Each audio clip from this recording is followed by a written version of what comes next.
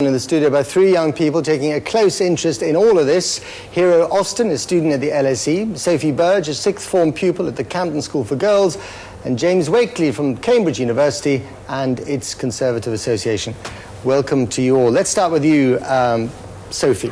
You don't look very angry, to be honest, but do you see yourself as a member of the angry under my generation? hysteria, I'm absolutely disgusted at the government's actions today.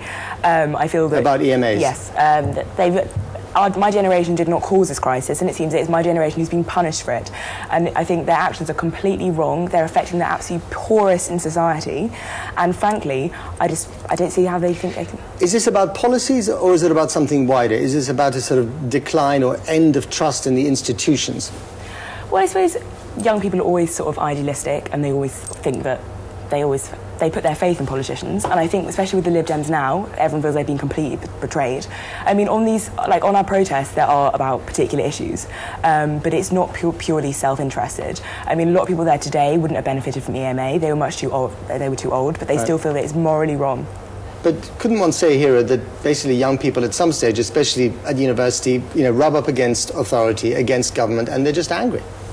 Yeah, but they're angry for a reason. I think what the sort of cuts and the coalition cuts that have come through has made young people realise is that the government is not acting in their interests. They're not acting in vulnerable people's interests everywhere. So they're angry, but with a seriously big cause. Well, as you saw in Paul's piece, there were lots of angry young people across Europe with lots of different reasons, including North Africa. Do you identify with those people in France, in Spain, in Tunisia even, who are also rioting? Yeah, I think when we had our occupations, and I'm sure it's the same at your school, we had messages of solidarity from all over the world. And I think the key thing that people are realising at the moment is that the structures are not organised in their interests, and that's what's setting off these sort of protests all over the world. So yeah, we definitely have solidarity with them. James, you're the chairman of the Cambridge University. I'm the campaigns officer. All right, okay, fine. Okay, all right, okay, fair enough. Anyway, do you agree with these two?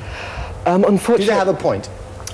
Yes, they certainly do have a point. I mean, our generation, in my opinion, at least, is probably the first generation in a while which does run the risk of enjoying a lower standard of living than our parents. But the calls for more and more state action is not the solution. You're basically saying suck it up and move on, deal with it, eat some bitterness, as the Chinese would say.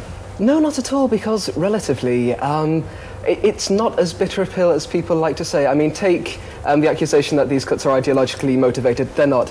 Public spending will actually be higher than it was in 2007 by 2015.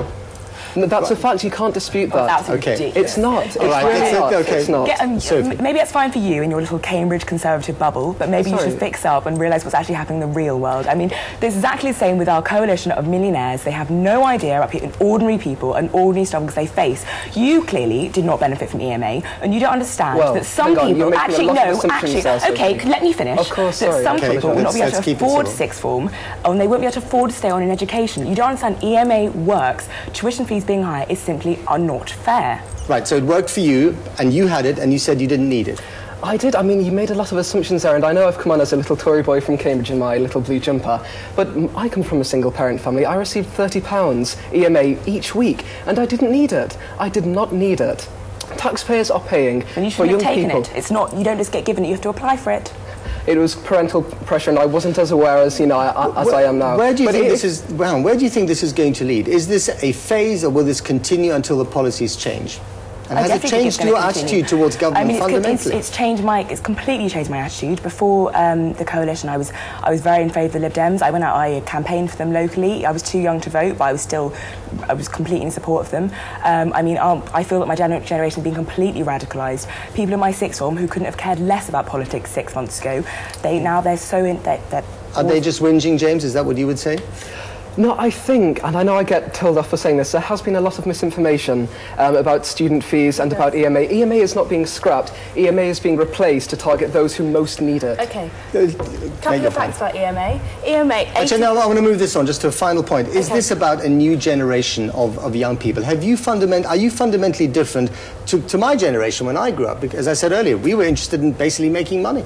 Well, yeah, I think we are, because I think people up until this point from this generation have never known a Conservative government. We grew up we grew up sort of mostly under a Labour government where we had sort of provisions which were made for us and all these sorts of things. And now we've come into a government which is actually determined to cut sort of the very basic provisions for people who are vulnerable in our society. And I think that has totally radicalised young people Okay, I'm today. afraid we're going to have to leave it here. This could obviously go on all night long. Perhaps we can discuss it later on with the Greens. Thank you very much indeed for coming on the programme. Thank you very much. Very quick here to look at the papers.